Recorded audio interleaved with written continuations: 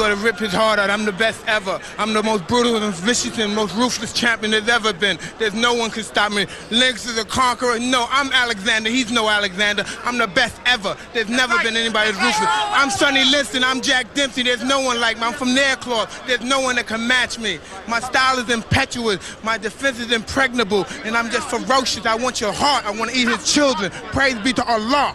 That speech was taken from one of the greatest champions the world has ever seen.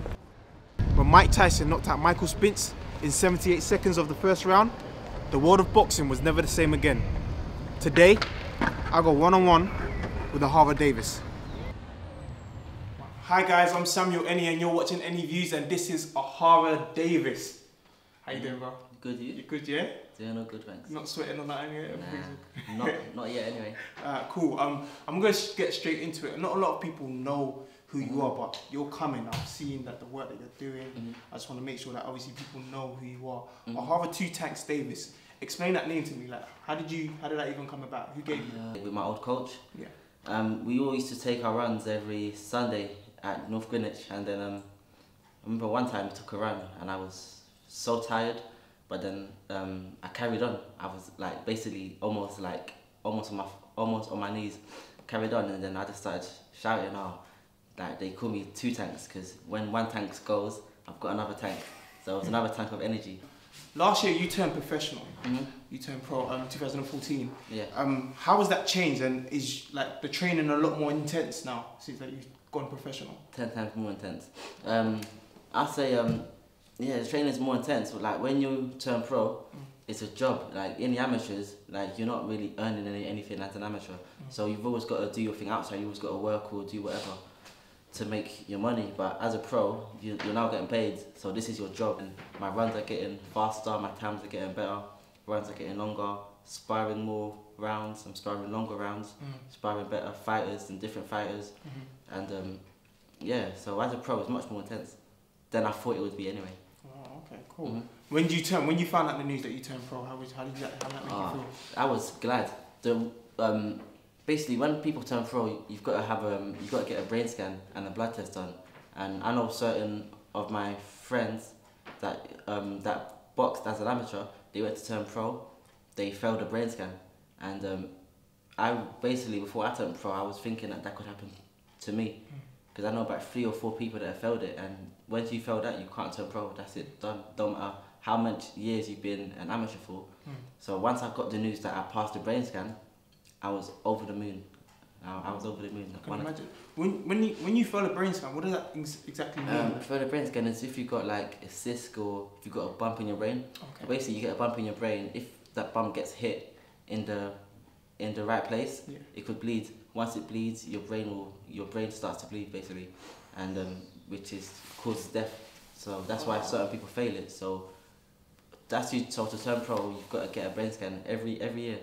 Funny enough, I had my second brain scan this morning. I had my brain scan. Okay, cool. Congratulations on that. Thanks. Last year you went to Mayweather. You trained with the club and everything like that. How was it? How was that like? How was it like being in the gym, and also how was it like going a few rounds with Kevin Johnson?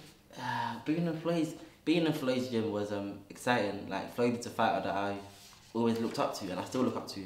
Started as an amateur. I used to watch his fight, but I used to watch like the same fight every night. I used to watch it from the start until the end. He's someone that I've always Floyd versus Ricky Hatton. Okay. That's my favourite fight of his. It's like, wow, I've only seen you on the TV and on the internet, and now you're here in person, you know. And it was really inspiring. With me sparring Kevin Johnson, that was a good experience as well. That was an intense spar, you know. He's a few weight classes heavier than me, but I still held my. Okay. Cool. 5 wins, 4 knockouts, 0 losses. I'm correct with that, isn't it? Yeah. How does that feel, man? How does it feel to be undefeated? And also, are you prepared for the next fight? How it feels to be undefeated? It feels normal. I won't say it feels special because I've only had 5 fights. Yeah. When I go undefeated for 30, 35 fights, that's when there's something special in my eyes, anyway. And you know, 5 fights. A lot of fighters go undefeated in 5 fights and they get knocked out in fight number 7 and their boxing career is done.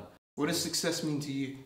And how would you define success? To me, success would be becoming world champion, being yeah, being a world champion. So that's what success at this moment to me means right now. Once I get that, then I guess I'd have a new goal, and success would mean something else.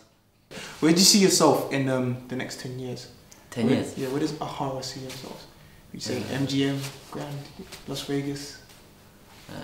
I see myself fighting for world titles, having exciting fights, big fights, MGM Grand, in the Wembley, at the O2, any big place there is, that's where I see myself. Okay, cool. Mayweather and Pacquiao. Who do you think's gonna win that fight? Mayweather all day. All day, Floyd will win. That's my opinion. I don't see anyone breaking that defense that Floyd's got, and he's sharp, he's quick, he hits hard. I don't see anyone beating him. If you was in the jungle, what kind of animal would you be? Would you be an ape, a tiger, or a lion? A bird. I'd fly above them and not get caught. Good answer, good answer. For your next fight in Germany, how are you prepared for that? How did they even determine fights? I've always wanted to know, like, how do they pick the next fight for you? The promoter, Eddie Hearn, who holds the show, my coach and my manager, Tony Sims, he chooses who I fight. Okay. So he phones up him and the matchmaker, and like between them, they have a talk, a discussion about who they think I'm ready to face, and they come to an agreement. Before you go, I need you to sign these boxing gloves for me, because I know one day they're gonna be worth something. So, and I might want to test you a few rounds on the boxing gloves. That's all right with you? Let's go for it. Alright, cool, no problem. There you see it. Thank you very much. Thank you very much. That was Eni Views you've been watching. I've still got to fight this guy, so stay tuned.